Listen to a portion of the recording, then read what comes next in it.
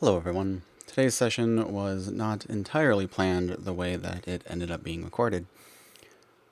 What the plan for today was to learn the Olympic lifts, but the person who offered to teach me them was too busy with other things,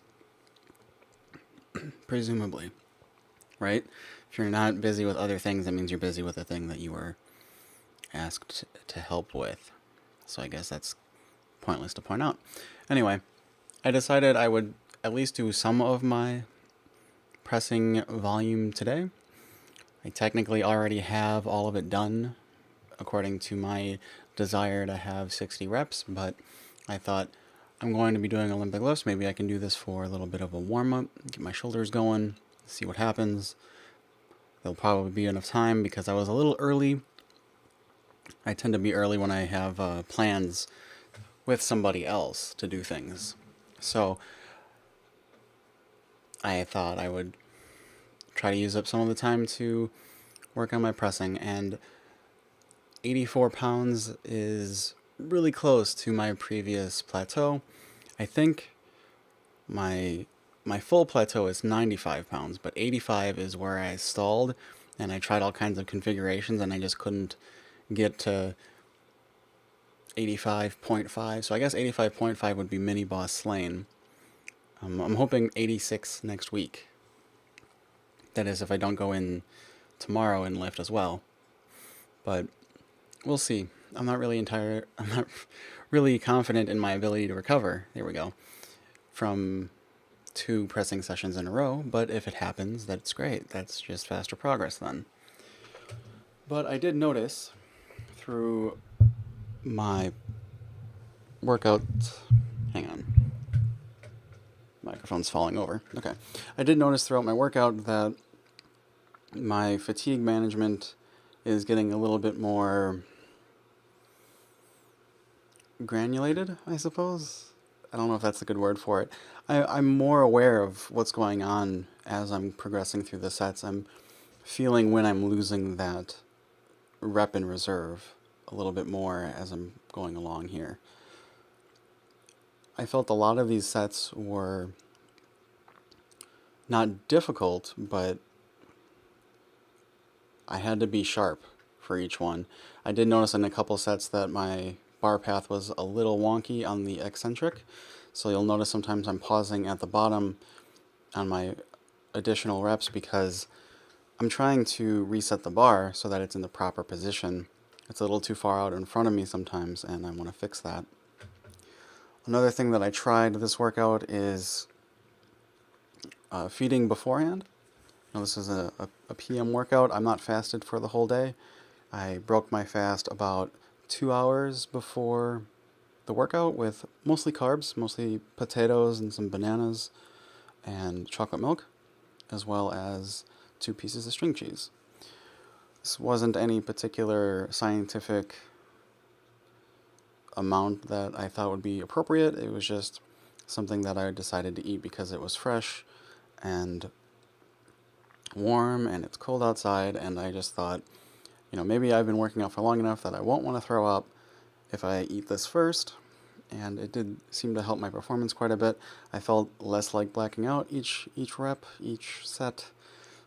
I just felt more in tune with myself. So hopefully going forward I can be fed for more workouts, because research has shown that that's better.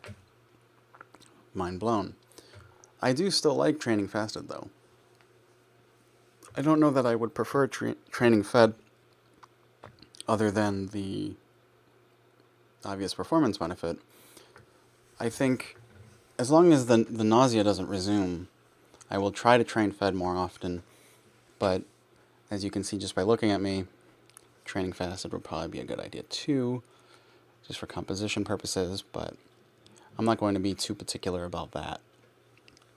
The only things that were really meaningful to me this workout were, like I said, noticing when I'm losing my reps in reserve so that I can know when to load the bar less. I don't want to say deload, because deload is something that I like to think of in a microcycle sense, not intra-workout. So I guess unload the bar since it's a drop set.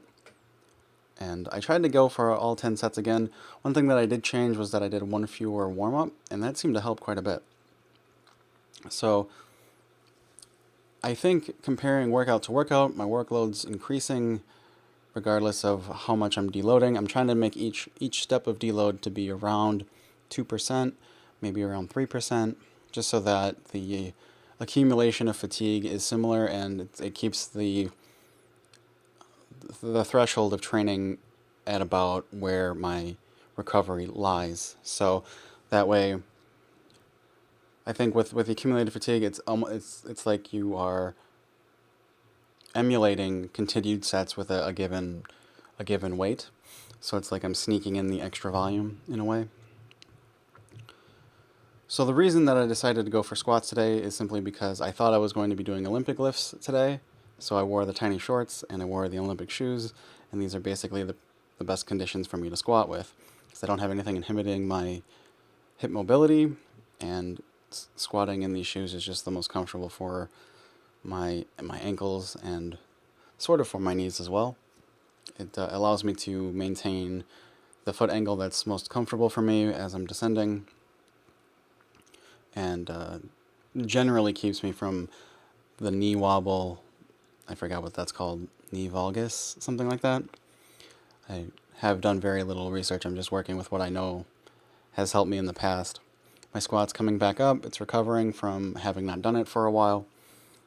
I think within 2 or 3 more sessions, I should be at least over 200 again for a triple. If not that, at least maybe I shouldn't shoot for the stars here. I should at least be over 185 within 2 workouts. I think that's a pretty conservative guess, because I work my way up here to, I think I work up to a double. And it's not an intended double, it's that I'm thinking about how many more reps can I do when I'm at the bottom of each rep.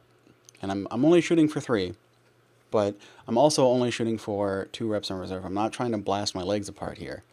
I'm just trying to do what I know I can recover from within a day or 2, because I want to train more frequently, and I would definitely like to be squatting more frequently. I think tomorrow I'm going to, if I'm training again, if I feel recovered enough for it, I'm going to be doing more deadlifts. So I will obviously want to be recovered for that. I probably would have done deadlifts today too, even despite wearing the shoes, but I thought about what my recovery for Friday would be like. If I really want to work out on Friday, I don't want to have such a sore back that I would have to do something light after pressing. I think my pressing is probably not going to be 10 sets tomorrow as well. It's probably only going to be 5 sets at most. I'm going to bump the weight up to 86 probably, and go for as many sets as I can with that, and then do no drop sets at all, because I don't really need any more fatigue.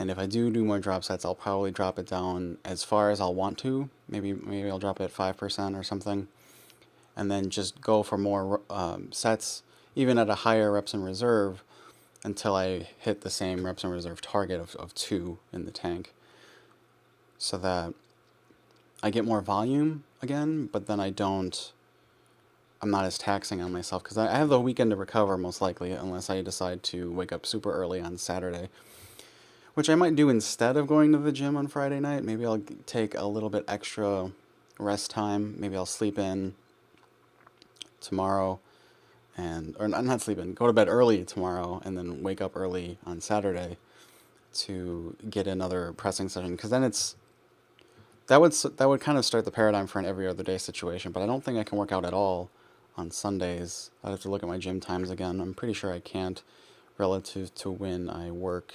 So I'll just see how I feel tomorrow, I suppose. I don't know if I want to work out at night again. I think I'm only going to come in at night when I have potential for Olympic learning, which is going to be, I think, Monday, Tuesday, and Thursday.